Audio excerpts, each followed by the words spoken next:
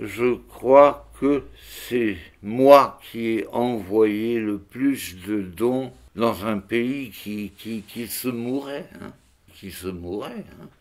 Il n'y avait rien.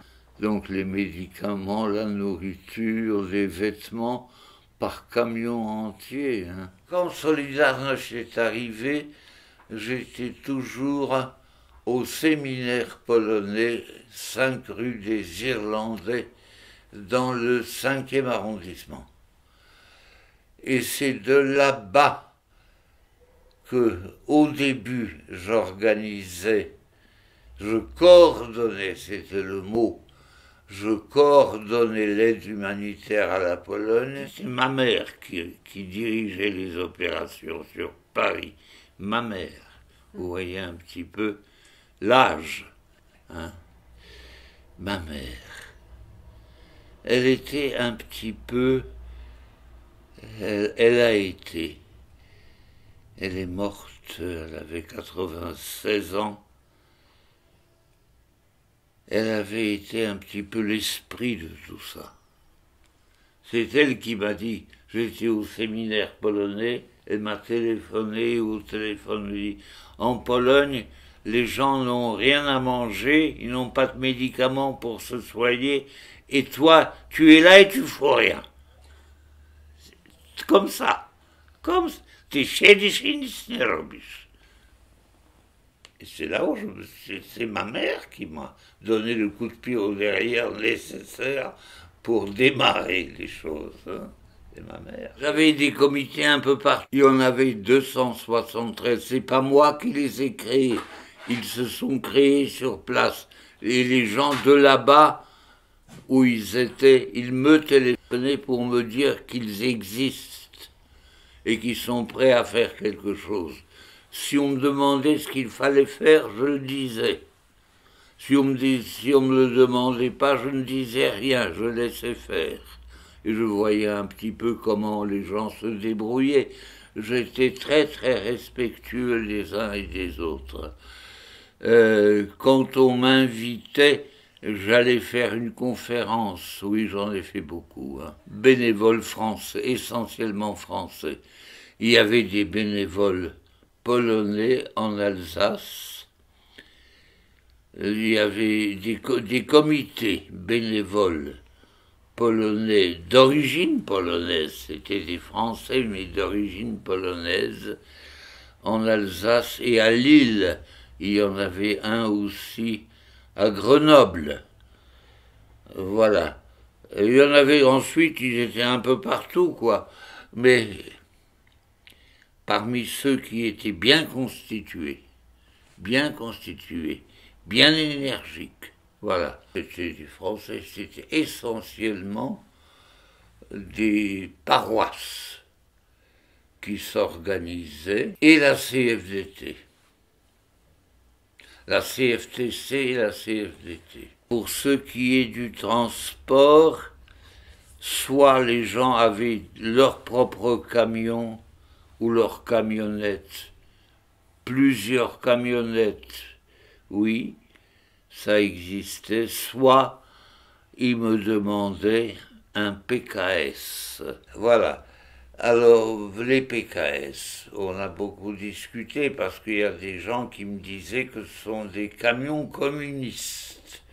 Je ne dis pas forcément, je connaissais beaucoup de chauffeurs qui travaillaient là au PKS parce qu'ils étaient chauffeurs de camions. C'était leur métier, puis c'était pas du tout du côté des communistes, bien au contraire. Bien au contraire. Je n'ai jamais eu de problème avec l'organisation PKS. Il y avait une dame à Paris que je contactais, nous étions en très bons termes, qui m'envoyait un camion là où je demandais, les camions étaient gratuits. Sinon ils rentraient à vide. Alors c'est là où je me suis aperçu que Grundig fabriquait tout en Pologne, que les fraises arrivées de Pologne, congelées, et des tas de choses comme ça. Alors moi j'utilisais les camions pour qu'ils rentrent pas à vide. Bon, il y en avait pas mal. Hein. Jamais je n'ai dû attendre longtemps pour avoir un camion de Marseille ou de Bordeaux ou de je ne sais pas où. Hein. Ils passaient pas tous par Paris, non, non, non. On les envoyait partout. À Paris, on avait un local derrière la gare d'Orsay, rue de Poitiers. On avait un local qui était une ancienne école catholique. Voilà. Les camions avaient du mal à passer, c'est des petites rues, hein, mais on arrivait à les faire passer, on les remplissait, et puis voilà, et puis ça partait. Un jour, il m'est arrivé de décharger un camion tout seul, j'ai 12 tonnes de sucre, je les ai déchargés tout seul. J'attendais une équipe de flics qui devaient m'aider, ils ne sont jamais venus. Il fallait libérer le camion, c'était à Gare au Nord. Ben, je l'ai déchargé tout seul, voilà. J'en ai encore des conséquences. Ben oui, 12 tonnes, c'est quelque chose. On a dû commencer en 1981 ou 2, je ne sais plus, 2 je pense. Et ça a duré jusqu'en 1995, je pense. Je ne sais plus très bien.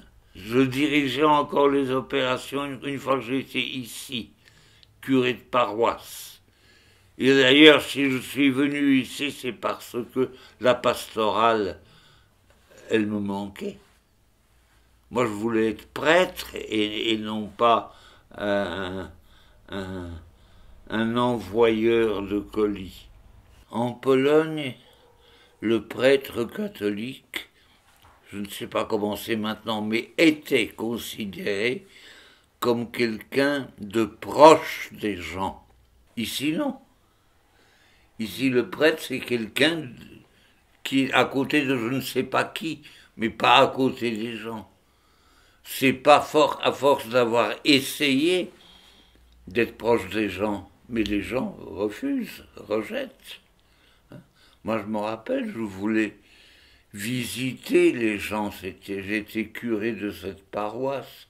Je voulais... Ah ben non, vous allez nous déranger. C'est tout. Tout. Voilà, vous allez nous déranger.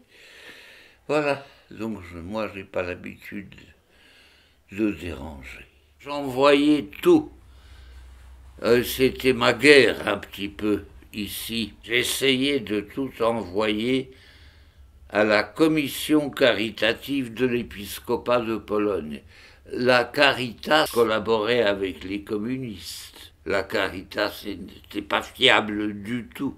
Du tout. Donc ils ont créé un comité auprès de l'épiscopat. À la tête de ce comité, il y avait un évêque auxiliaire de Katowice, Czesław Domin. Il était évêque auxiliaire de Katowice et il dirigeait le comité caritatif de l'épiscopat, qui avait une antenne dans chacun des diocèses. Des diocèses, il y en avait une bonne cinquantaine. C'est là où j'envoyais les dons. J'y allais pour vérifier un peu comment ça se passait sur place. J'y allais. Grand risque pour moi. J'ai été réfugié politique. Ma dernière visite en Pologne, c'était avec un passeport que j'ai toujours, passeport diplomatique du Vatican. On me considérait un petit peu comme l'espion du pape.